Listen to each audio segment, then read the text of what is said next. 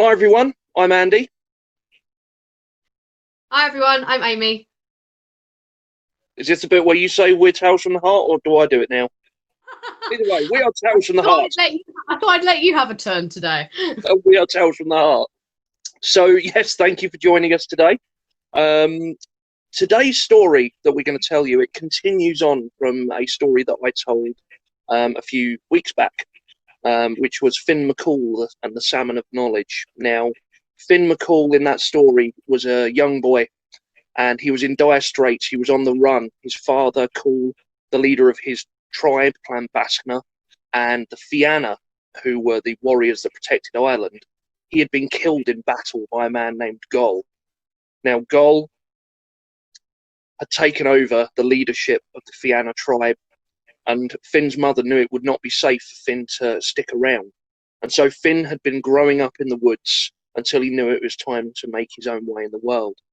And he had adventures on the way, one of which was catching the Salmon of Knowledge with the help of a druid. And eating this salmon that contained so much wisdom, it passed to him.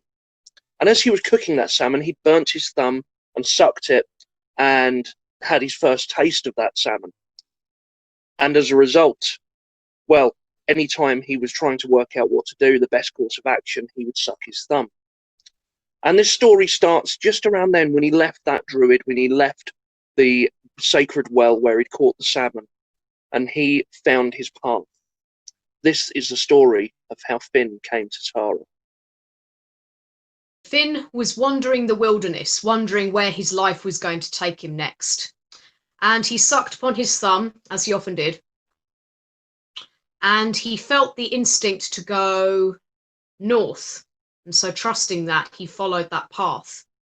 Soon the woodland gave way to open fields and simple dirt tracks to wide roads. And he started off alone on this road, but soon the road filled up with people from all over, warriors, traders, travellers, and Finn wondered where they were going. They were all going in the same direction he was. And then it dawned on Finn, for the green leaves on the trees were starting to turn to a golden brown colour, and there was now a slight chill in the air that was just beginning to bite. And there was a smell of bonfire smoke.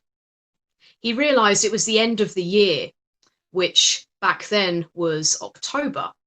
It was now Samhain, which most of you all know as Halloween. And this road that Finn and the others were on led to Aillen's capital, Tara, where the High King Cormac MacHart lived. When Finn arrived in Tara, fires blazed high above on the walls, and he soon found himself climbing the steps of the great hall, surrounded by people. There were more people around him than Finn had ever met in his entire life put together. And inside there were great long tables, and along these seats were hundreds of warriors and their chieftains talking and laughing with one another, while servants bustled around offering food and drink. And above them all, on a platform, was a throne, and there sat the king, Cormac MacHart himself. Finn found a place at one of the long tables to sit, and he listened to the conversation and the gossip around him while mead was poured and bread and cheese was offered. Now, after a while, a stillness came upon the hall. All eyes had turned to Finn, and he knew why. It had happened to him before. A stranger in this hall, he was broad, tall, striking, and of a noble bearing. He attracted attention. And soon the High King himself stood, looking down at Finn, and spoke up. "Name yourself, stranger, you who come into my hall, sit with my warriors, eat my food and drink my ale. Name yourself to us." Finn stood and bowed low. And as he looked up, he found himself looking straight at a man sat to the king's right, a place of honour in a feast. Now this man was broad and scarred, clearly a warrior. But in his face, Finn saw something crucial. An eye was missing. Undoubtedly, this was Gol, Clan Mourner, the man who had killed his father and taken over for the Fianna tribe. This put Finn in a predicament, for you see, no one knew he still lived. But even though each fibre of his being was screaming at him to lie, to make up a name, he found he could not. Not in front of the man who slew his father, not in front of his king. And so, tilting his chin up, he spoke out loud and true. I am Finn, son of Cool of Clan Baskner, and true heir to the Fianna tribe. And, he spoke with a bow, your faithful servant, High King. Murmurs erupted all around the hall. No one had known that Cool's son had survived. Gol's face showed nothing as he stared at Finn with his one good eye. Finally, Cormac spoke up again. And what is it you would want with me? What would you ask of me, Finn, son of Cool? Barely a heartbeat passed before Finn gave his answer. To serve you, High King, not as one of the Fianna, for I will not serve the oath-breaker who slew my father, but as one of your household warriors.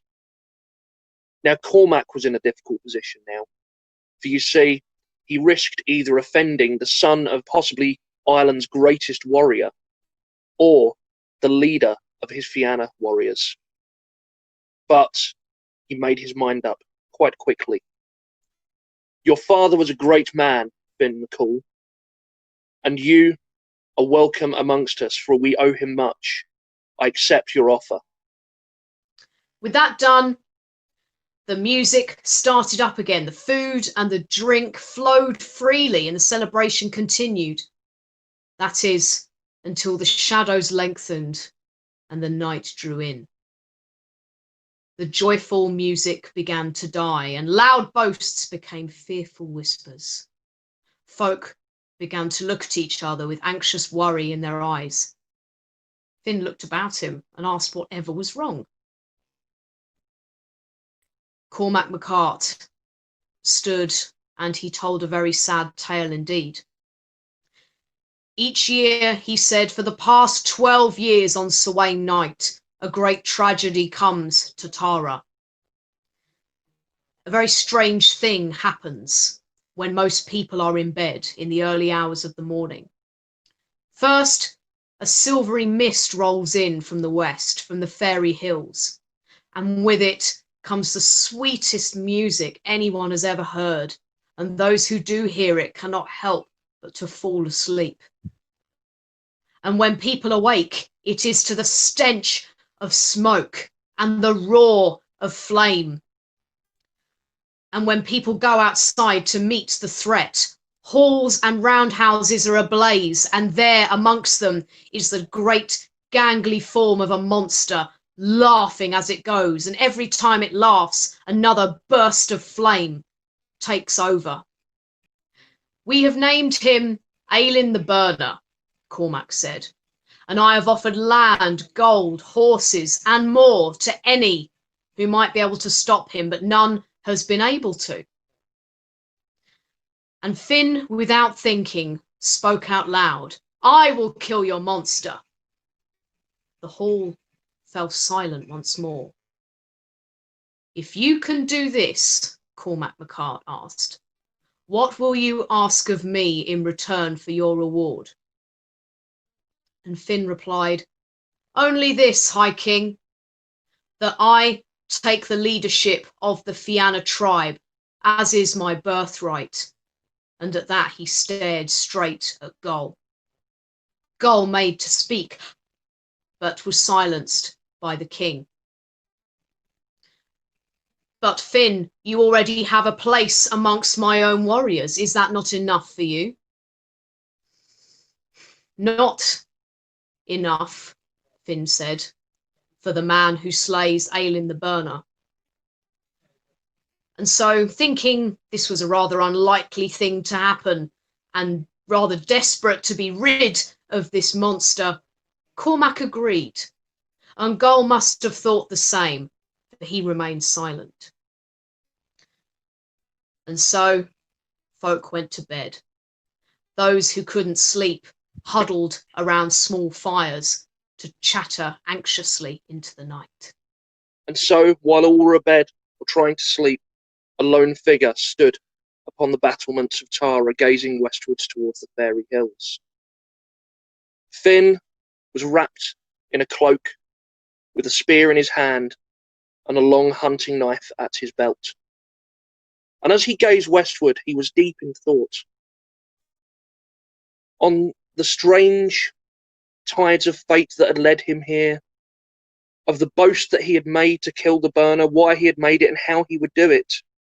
What would happen now that Gull knew that he lived? And so deep in thought was he on all of these matters, he did not hear the footsteps approaching behind him before he felt the tap on the shoulder. He span around, spear in hand. "Who goes there?" "A friend," came a creaking ancient voice from beneath a hood. The figure, hooded, was hunched, with a long stick in his hand that had a hood of leather on its tip. "A friend," he spoke again as he pushed back his hood, revealing a scarred face framed by grey shaggy hair, "of your father's, and so a friend of yours, Finn MacCool.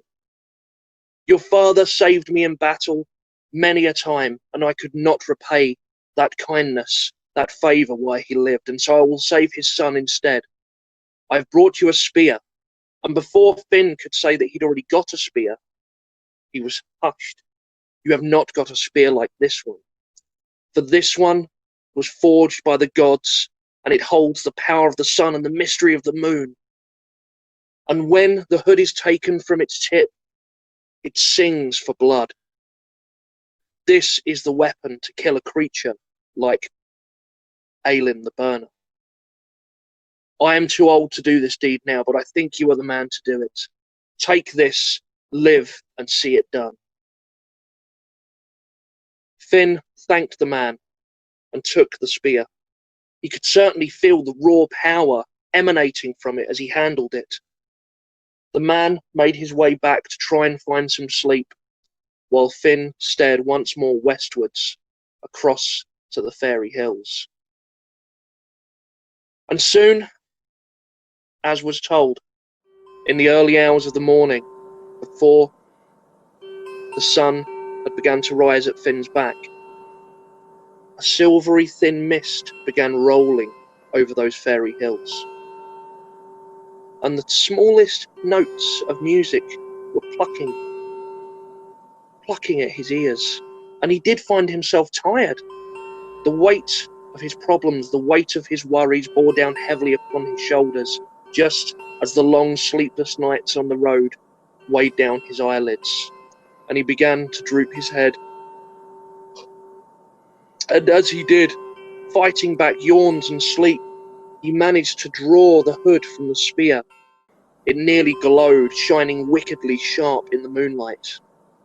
The last act he could make before he finally slumped over where he stood was to press his head against that spear shaft, so the point pricked in between his eyes, drawing blood that ran down his nose into his beard.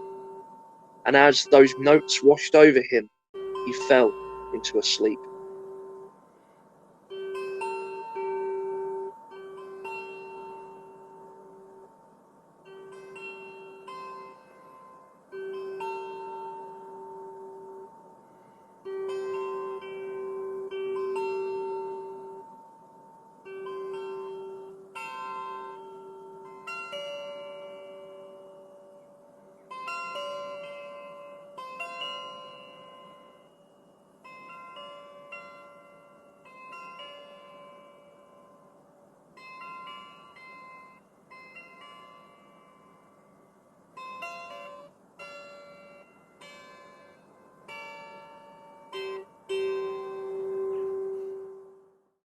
And through the net of sleep, a sound was in Finn's head, barely audible above the notes.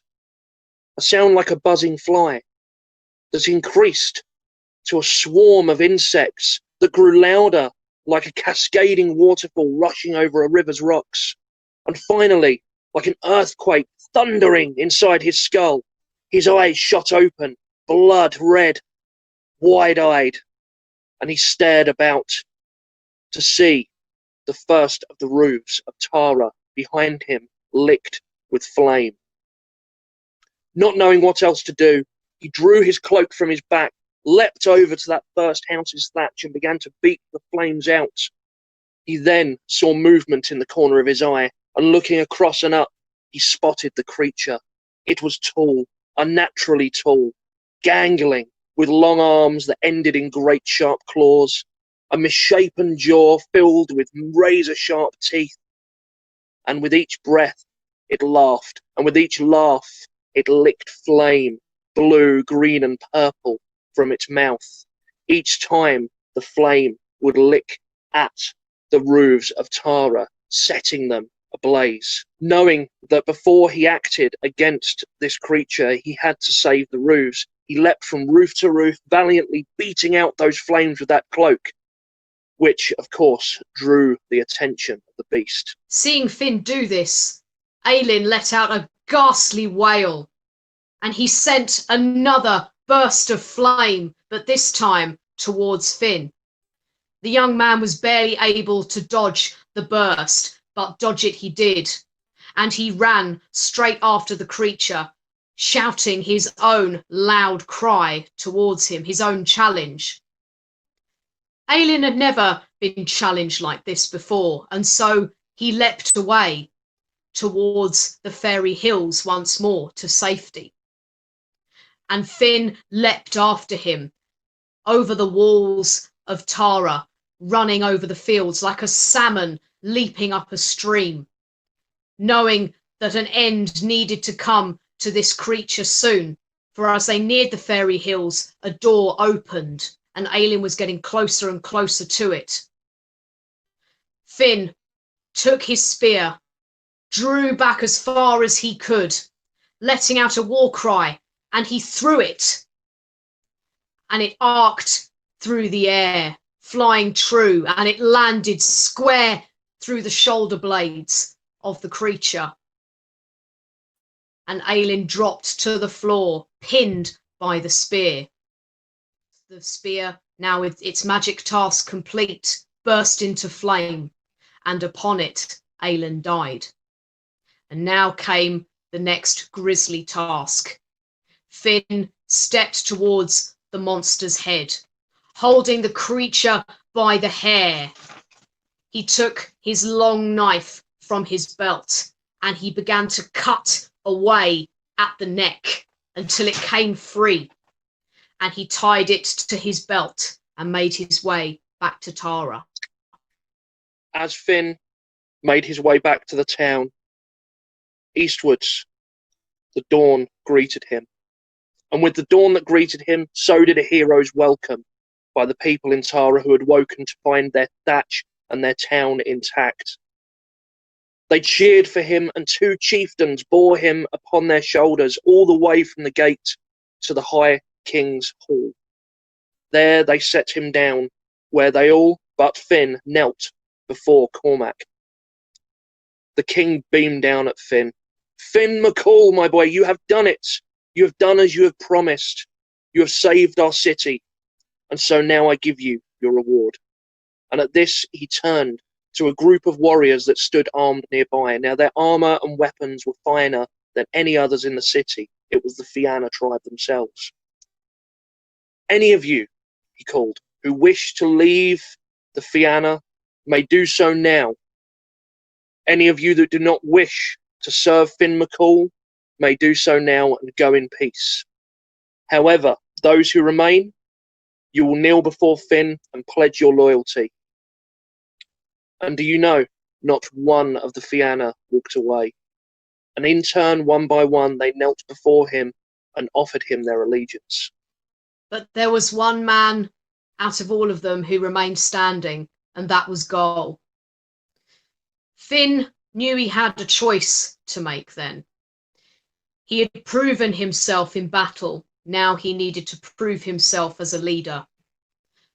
And he did a very hard thing, something that was just as hard as slaying the great beast before.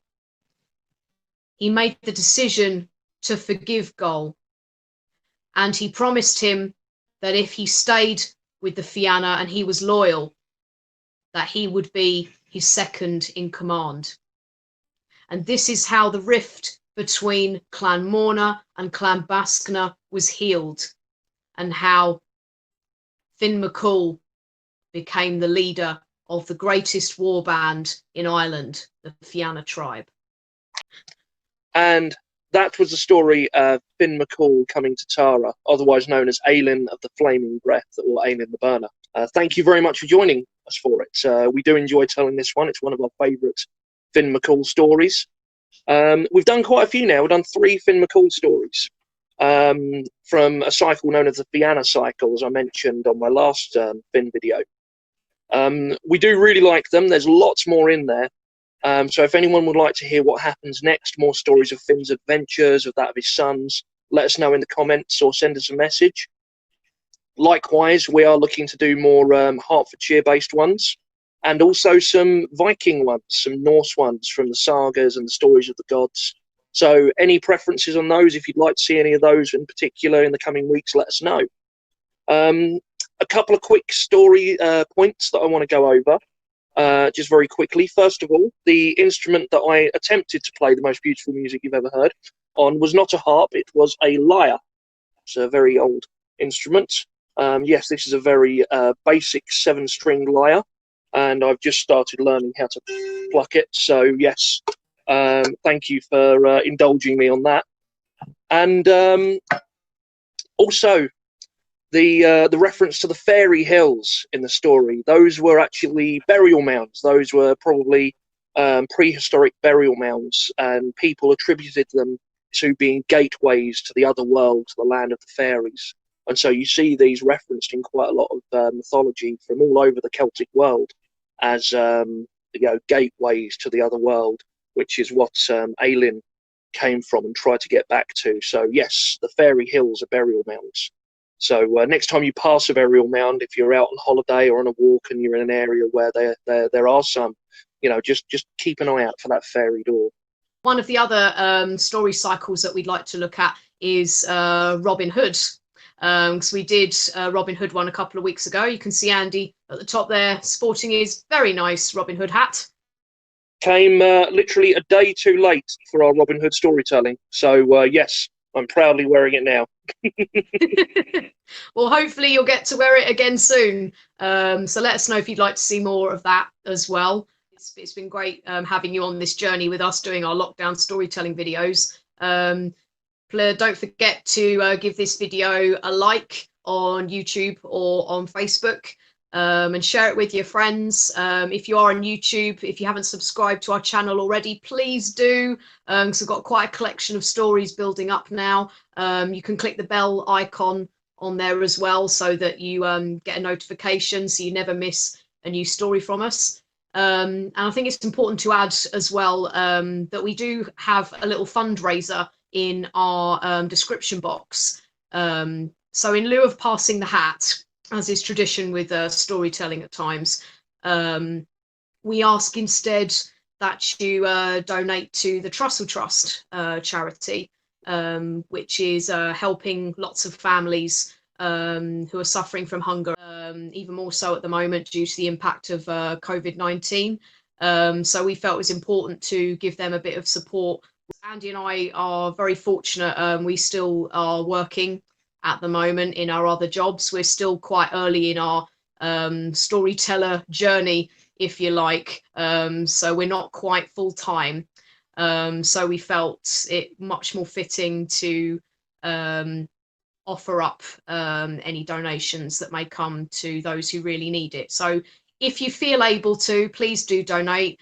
You can donate any amount you like. If you feel you can't, that's absolutely fine. Just give the video and the link a share, just in case someone near you is able to do that. So again, thank you very much for joining us on Folklore Thursday. Speaking of which, I'm wearing my Folklore Thursday t-shirt there. Hope to see you again next week for another story. Again, thank you very much and stay safe. See you soon. Take care, everyone. Bye-bye. Bye-bye.